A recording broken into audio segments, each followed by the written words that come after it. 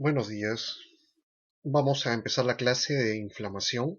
La clase de ahora va a ser una visión muy general de lo que es inflamación y vamos a entrar en detalles de lo que es inflamación aguda. Para posteriormente, en la siguiente semana, veremos lo que es inflamación crónica. Lo primero que tenemos que recordar es que inflamación es una respuesta de todo organismo frente a un estímulo. Este estímulo puede ser endógeno, es decir, que ocurre dentro del propio organismo, o exógeno, que vino externamente, y que este estímulo ha causado un daño o una injuria celular. Con este concepto, lo más importante de rescatar es que inflamación es una respuesta necesaria para la sobrevivencia de un organismo. Si no existiera inflamación, lo más probable es que el organismo fallezca a los pocos días de vida. El gran problema ocurre cuando esta inflamación es persistente en el tiempo. Entonces ahí puede volverse un arma perjudicial para el propio organismo. Pero en líneas generales la inflamación, como dice ahí, tiene una función protectora, ¿sí?, que cumple dos grandes objetivos. Primero, elimina la noxa, es decir, el estímulo que provocó el daño celular. Este estímulo, esta noxa, puede ser una bacteria, un virus, un parásito, un microorganismo en general, puede ser una toxina, etcétera.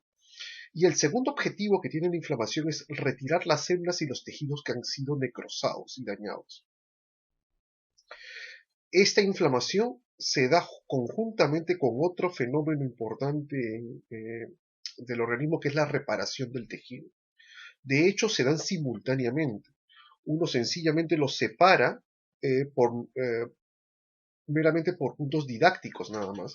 Pero hay que recordar que la inflamación siempre va de la mano con reparación tisular. Como bien dice al final, ¿no?, tanto la inflamación como la reparación tisular son beneficiosas para el organismo. Como les dije, a veces, sin ellas, inclusive el organismo fallece a los pocos días. El gran problema es que en ocasiones pueden ser nocivas y pueden ser letales. Entonces hay que saber identificar cuándo la inflamación ya es perjudicial para un organismo. La inflamación clásicamente se ha dividido en dos grandes grupos: inflamación aguda e inflamación crónica. La primera de ellas dura pocos minutos o varios días.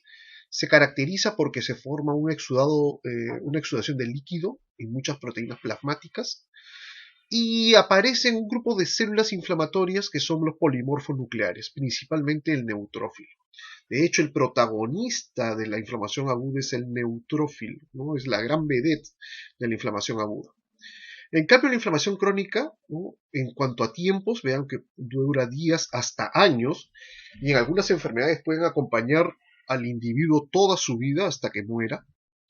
Se va a caracterizar porque ahora las células que aparecen ya no son los neutrófilos ni los polimorfos nucleares, son los linfocitos y los macrófagos. Y en esta inflamación crónica persistente de mucho tiempo, siempre se va a dar una marcada destrucción del tejido con la reparación del mismo, que se caracteriza por una proliferación de vasos sanguíneos y un término muy asociado a inflamación crónica, que es fibrosis. El día de hoy solamente vamos a discutir lo que es inflamación aguda. La próxima semana veremos los detalles de la inflamación crónica.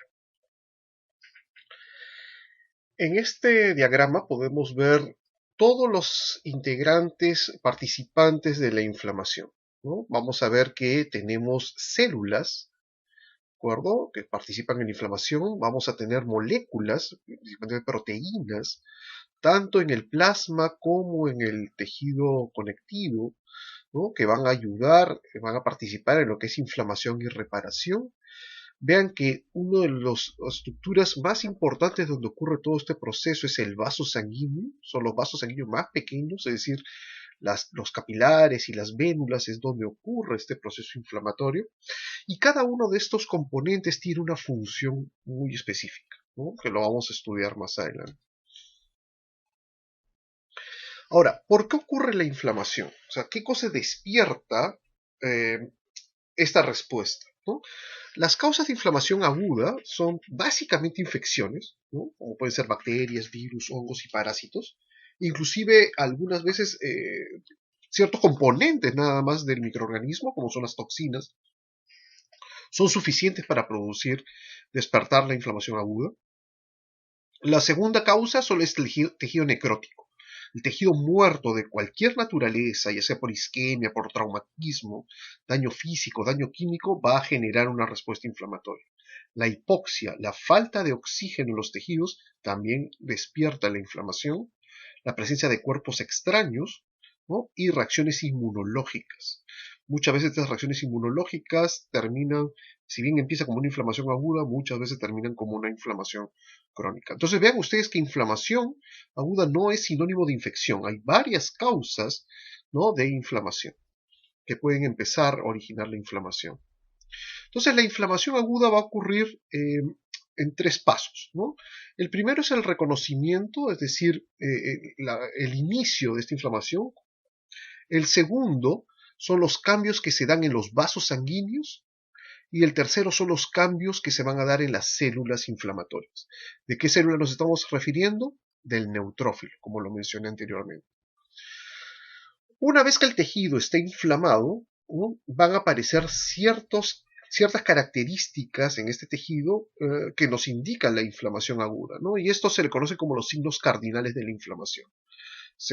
Son 5 los signos cardinales, se conocen como calor, rubor, tumor, dolor y la pérdida de función.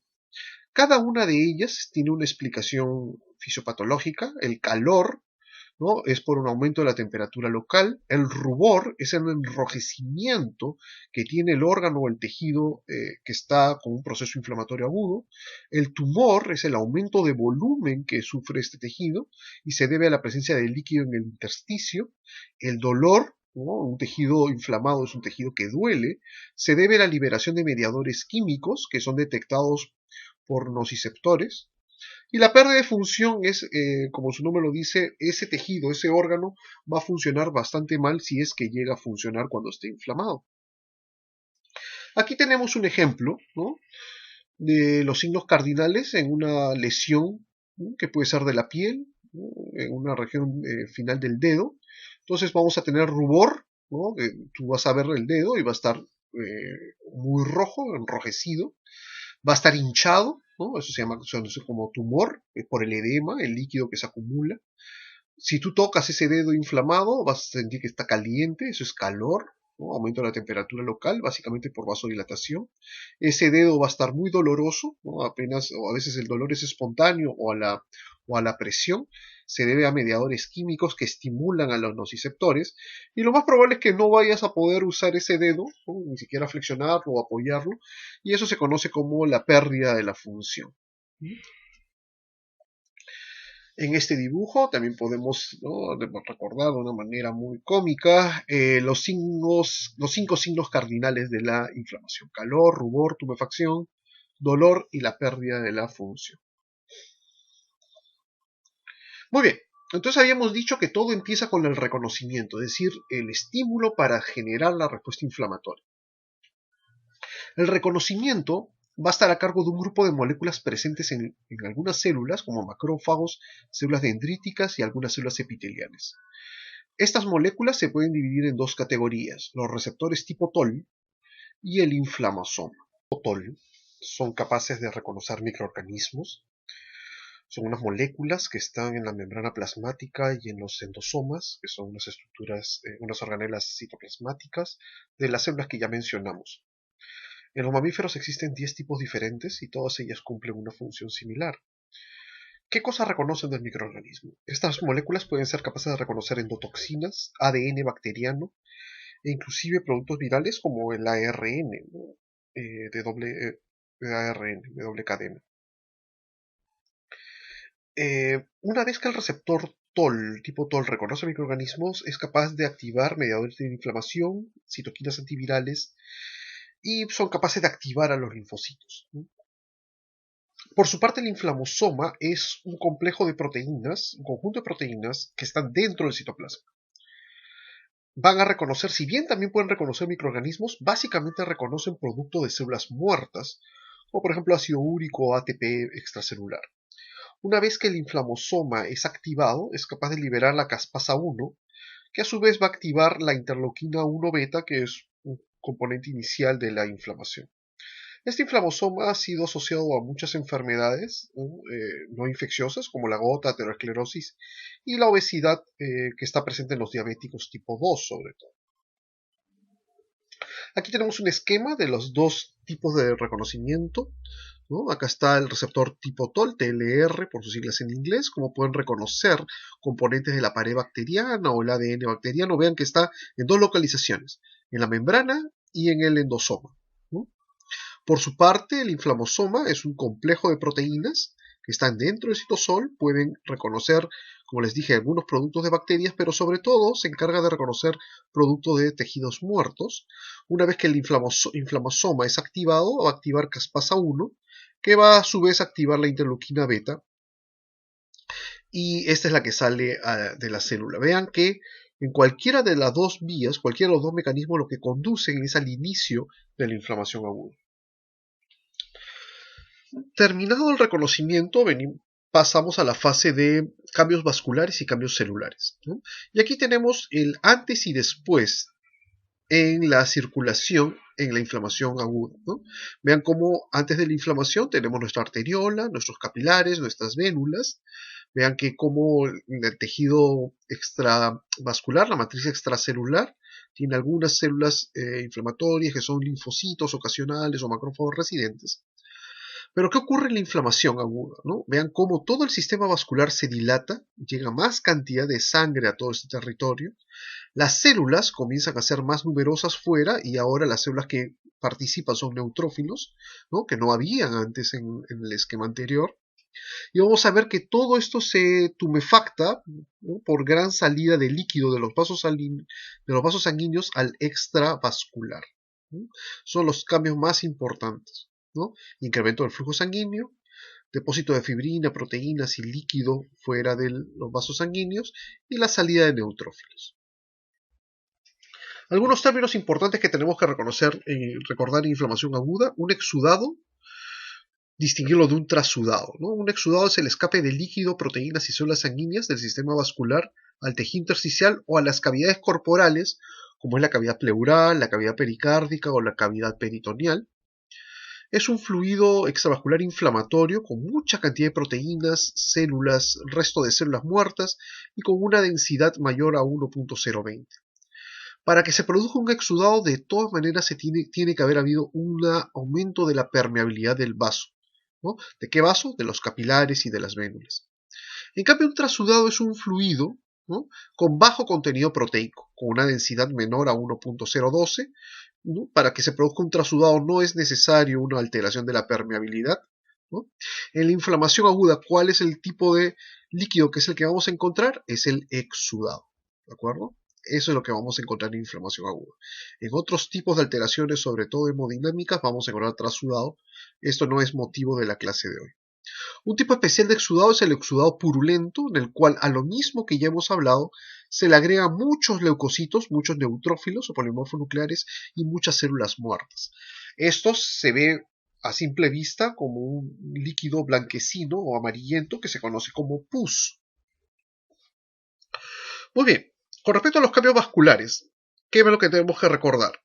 Primero vamos a ver que hay una vasodilatación del vaso. Después va a haber un enlentecimiento de la circulación. Esa vasodilatación básicamente ocurre en las arteriolas. Eso permite mayor cantidad de sangre hacia los capilares y eso condiciona un mayor flujo sanguíneo en la región. Eso se traduce clínicamente porque hay mayor calor en la zona inflamada y un rubor, ¿no? Se ve más roja la zona inflamada. Además, como hay un aumento de la permeabilidad vascular, los líquidos, el plasma y las proteínas, muchas de las proteínas del plasma salen del vaso, del intravascular al extravascular.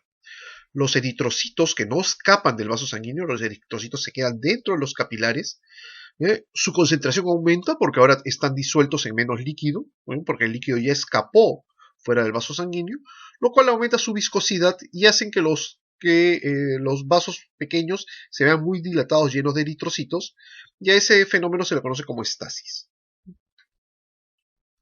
El tercer mecanismo o tercer cambio vascular, que es sumamente importante, es el aumento de la permeabilidad. ¿no? ¿Qué quiere decir esto? Que ahora ese vaso sanguíneo que normalmente dejaba escapar muy poca cantidad de proteínas y de moléculas, ahora deja pasar gran cantidad de líquido, gran cantidad de proteínas al intersticio, ¿de acuerdo? ¿No? Hay un aumento de líquido, de proteínas y electrolitos en el intersticio y eso condiciona un edema, ¿no?, en esa zona que se reconoce clínicamente como tumor. Los mecanismos para el aumento de la permeabilidad vascular, hay por lo menos 3 propuestos, ¿no? Acá para recordar, vean ustedes, cómo es una circulación normal, vean la arteriola, las capilares y la vénula, vean el grosor de cada uno de ellos y vean lo que pasa con la inflamación aguda. La arteriola se dilata, mayor cantidad de sangre en la arteriola, en los capilares y en las vénulas, mayor posibilidad de salida de líquido de los vasos sanguíneos al tejido el extravascular o al tejido intersticial. La forma como se altera la permeabilidad son 3 mecanismos. La contracción de las células endoteliales. Normalmente las células endoteliales están muy unidas unas con otras, pero si hay en la inflamación aguda lo que pasa es que estas células se contraen, dejando aberturas entre ellas por donde van a escapar los líquidos y las proteínas. Otro mecanismo es que la célula endotelial se daña, ¿no?, por algunas sustancias. Hay una lesión endotelial directa. Si la célula endotelial se daña, los líquidos y proteínas pueden pasar mucho más fácilmente. Y el otro es un fenómeno que se conoce como transitosis, que se incrementa en la inflamación aguda. Normalmente, en un caso de inflamación, lo más probable es que se dé una combinación de estos 3 mecanismos, ¿no? Vamos a hablar rápidamente de estos mecanismos. La contracción de las células endoteliales se da por estas moléculas, por ejemplo, histamina, bradiquinina, leucotrienos, son moléculas que producen la contracción de las células endoteliales, permitiendo separaciones entre ellas, de tal manera que el líquido puede escapar.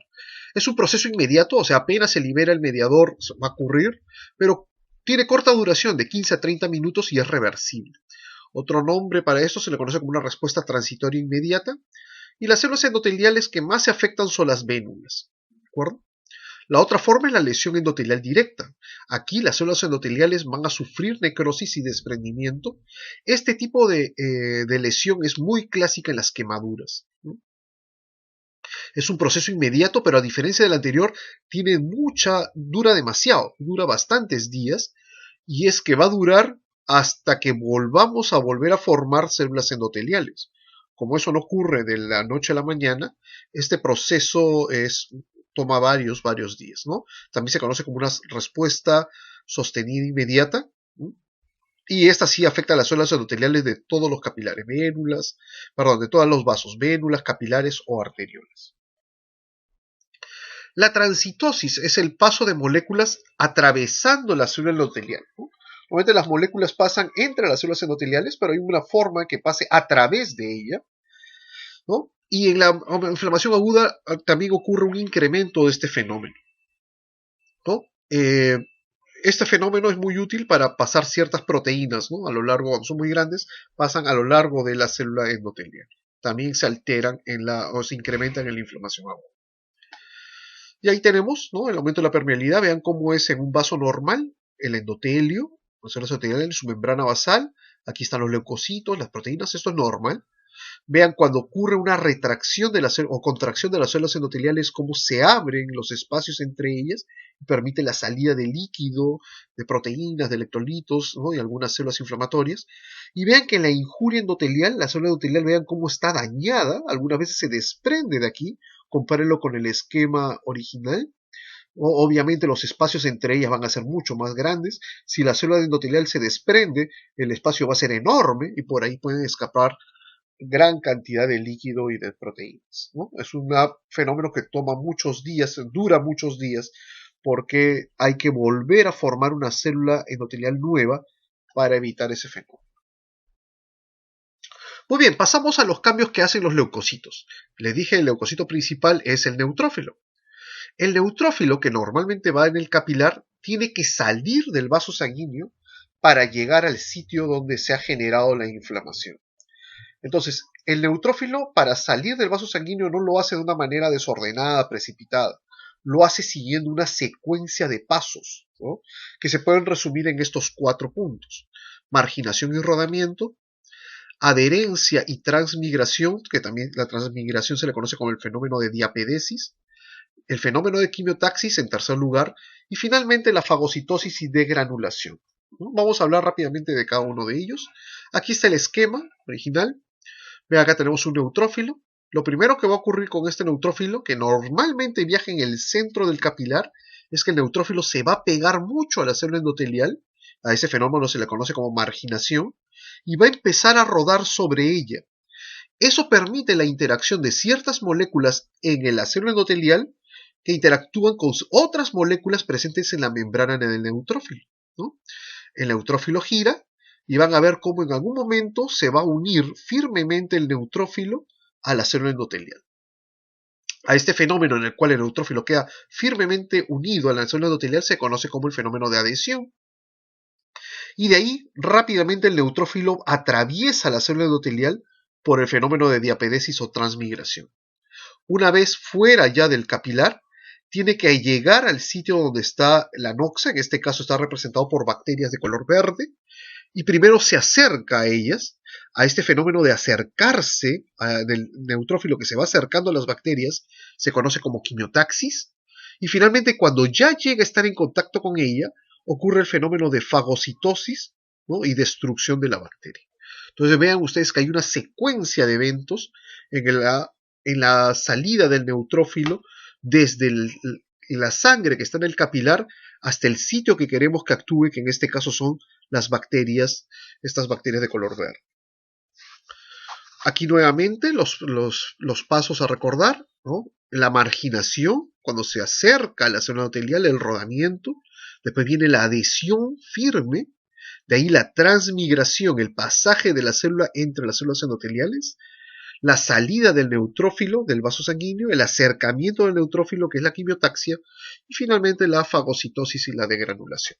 Vean que para estos primeros pasos de marginación, rodamiento, adhesión, participan una serie de moléculas, una serie de proteínas. En una primera fase son las selectinas, y en la segunda fase, sobre todo en la adhesión fuerte, son las integrinas, ¿no? Vamos a ver el detalle de cada una de ellas, ¿no? Primer paso, marginación y rodamiento, ¿no?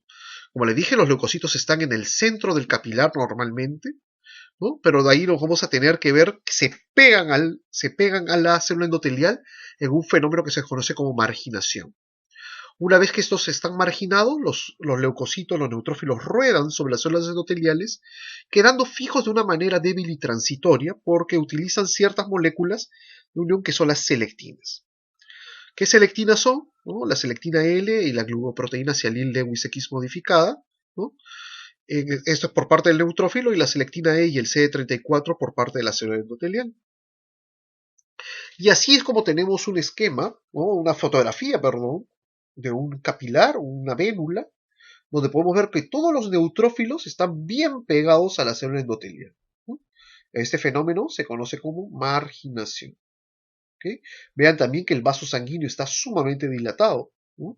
Porque es lo primero que ocurre en los cambios vasculares de la inflamación.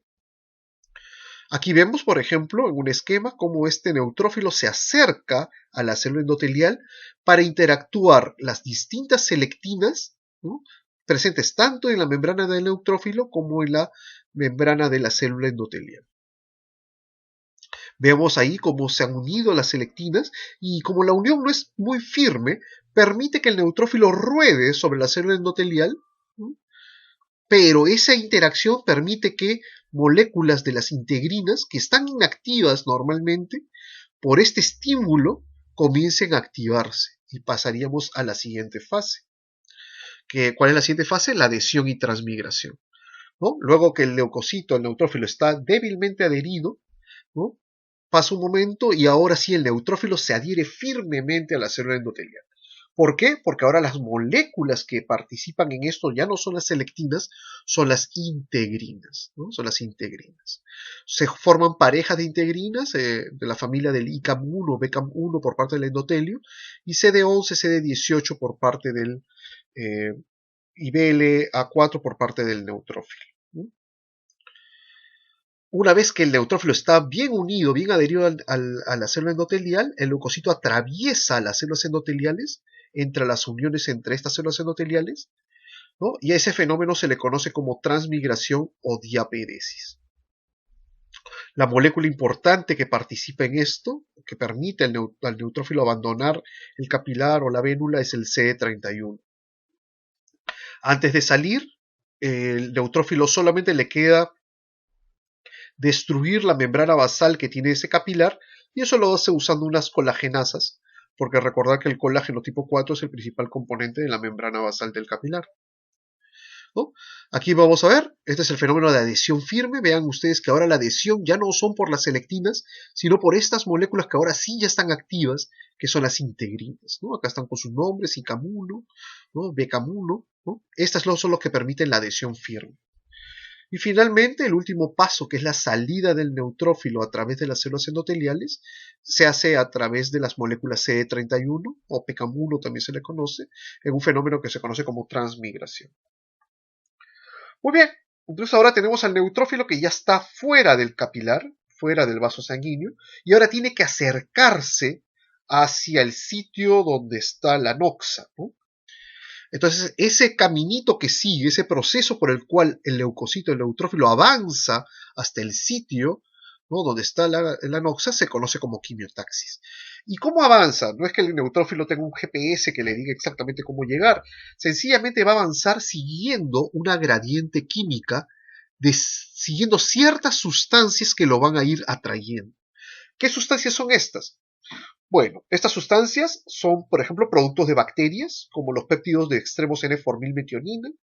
Son ciertos componentes del sistema de complemento, que es un sistema de proteínas que están en el plasma, y uno de los factores que favorece la quimiotaxis es el componente C5A. Ciertos leucotrienos como el leucotrieno B4 y ciertas citoquinas como la interleuquina 8. Cualquiera de ellos son los que van a ir atrayendo al neutrófilo hasta el sitio donde está el problema. Pero no solamente se atrae en el camino, mientras el neutrófilo va acercándose hacia el sitio de la noxa, el neutrófilo comienza a activarse. ¿Qué significa activarse? Se va a preparar para el ataque. Va a preparar sus organelas para el momento de la fagocitosis y la destrucción de la bacteria respectiva, ¿no? Entonces estamos en este proceso aquí, ¿no? Ya el neutrófilo abandonó el capilar y se acerca siguiendo una gradiente química, siguiendo una serie de moléculas hasta llegar a su objetivo, que son las bacterias, ¿no? Aquí podemos ver, por ejemplo, todas estas células conforman un exudado, ¿no? Y todas estas células son neutrófilos.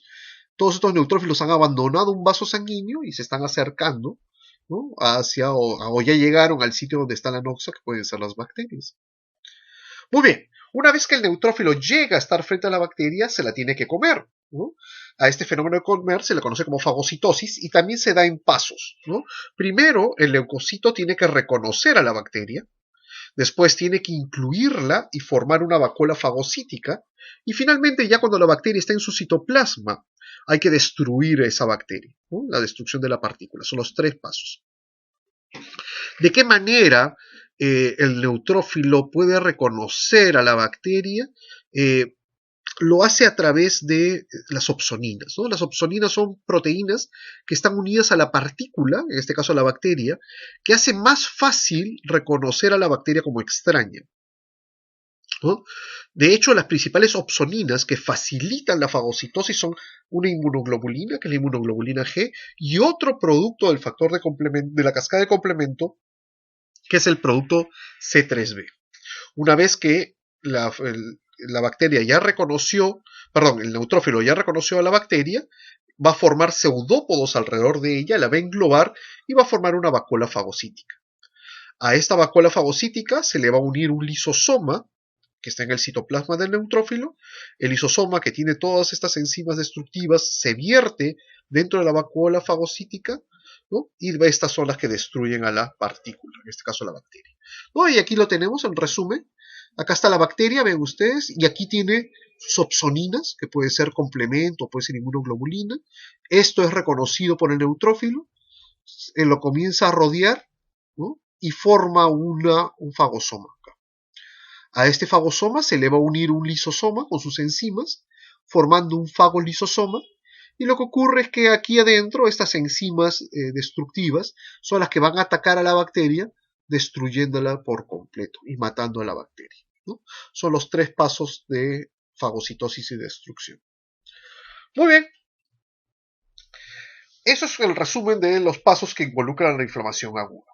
Una vez que ocurre la inflamación aguda, ¿qué es lo que cuál va a ser el resultado? ¿No? Lo ideal sería lo primero, es decir, hay una resolución completa del tejido, la noxa es retirada en su totalidad, todo el tejido que fue dañado es regenerado, es vuelto otra vez a la normalidad, y aquí ocurre como si no hubiera ocurrido absolutamente nada, todo regresa a la normalidad. Eso sería lo ideal. Sin embargo, muchas veces, después de una inflamación aguda, va a venir un proceso de cicatrización o fibrosis, entonces va a quedar una huella, ¿no?, de que en ese tejido, en ese órgano, hubo un proceso inflamatorio, ¿no? La tercera posibilidad es que el proceso inflamatorio sea tan difícil de controlar que al organismo no le queda más remedio que rodearlo, de tal manera que podemos aislar este proceso inflamatorio agudo y que no se extienda más allá del órgano o no se extienda a otros órganos. A ese proceso se conoce como absceso. Un absceso es una cavidad, ¿no?, en cuyo centro está ocurriendo un proceso inflamatorio agudo, ¿no?, purulento muchas veces, pero este proceso es rodeado por una pared, ¿no?, fibrosa, ¿no?, que delimita y lo contiene e impide que se siga expandiendo por el tejido. Es una forma de contener la inflamación aguda. Muchas veces el absceso tiene que ser, si es muy grande, tiene que ser drenado, ¿no?, y muchas veces hay que hacer un manejo quirúrgico con bastantes antibióticos para controlarlo. Finalmente, la otra posibilidad en un proceso inflamatorio agudo es que la inflamación aguda no pueda ser capaz de resolver el problema y no nos queda más que pasar a un proceso o un tipo de inflamación mucho más agresivo, mucho más severo, que es la inflamación crónica.